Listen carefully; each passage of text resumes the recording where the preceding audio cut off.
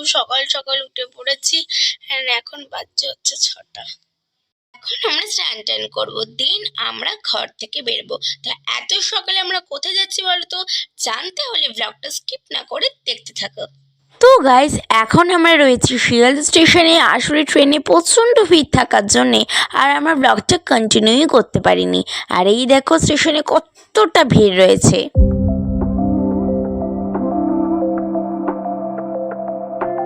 ট্যাক্সিতে উঠবো আর বাবা ওইদিকে ট্যাক্সি যে ট্যাক্সিতে যাবে, তারপর ট্যাক্সিতে তোমাদের সাথে দেখা হচ্ছে। টাটা।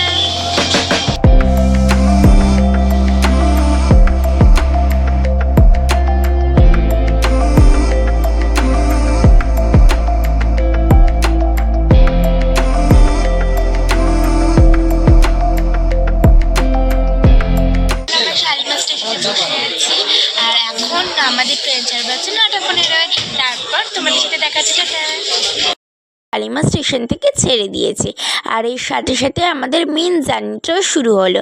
তবে ওয়েদারটাও আজকে দারুণ সুন্দর, ফলে নন এসিতে ট্রাভেল করেও আমাদের এতটুকুও কষ্ট হয়নি।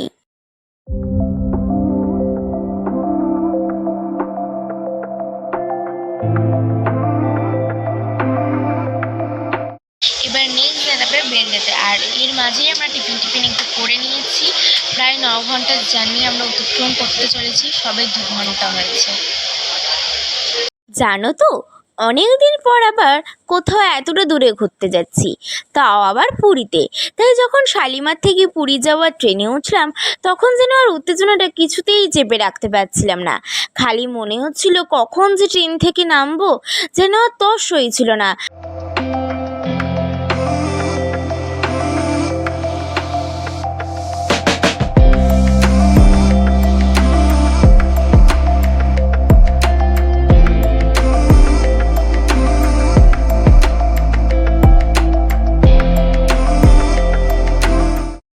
খড়গপুর ছেড়ে এবার ট্রেন দাঁড়ানো নারায়ণগড়ে। এই দেখো ভিউটা জাস্ট অসাম।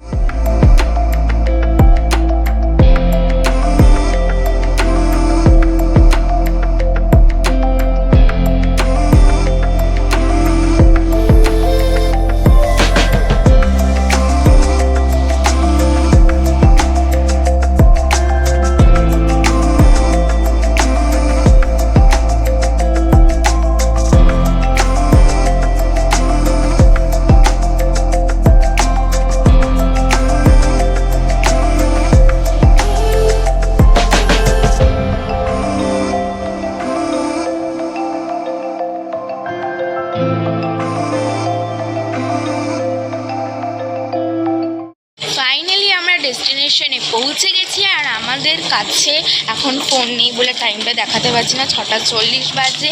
এতক্ষণে অবশেষে আমরা নামতে পারলাম ট্রেন থেকে পুরী স্টেশনে।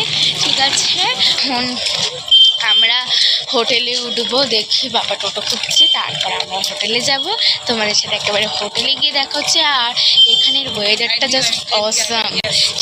আমরা হোটেলে উঠে চেকিং করে নিয়েছি অলরেডি। অ্যান্ড এখন আমার রেডি হয়ে যাচ্ছে সি বিচ। জানো তো, জীবনে প্রথমবার এত কাছ থেকে আমি সমুদ্র দেখছি।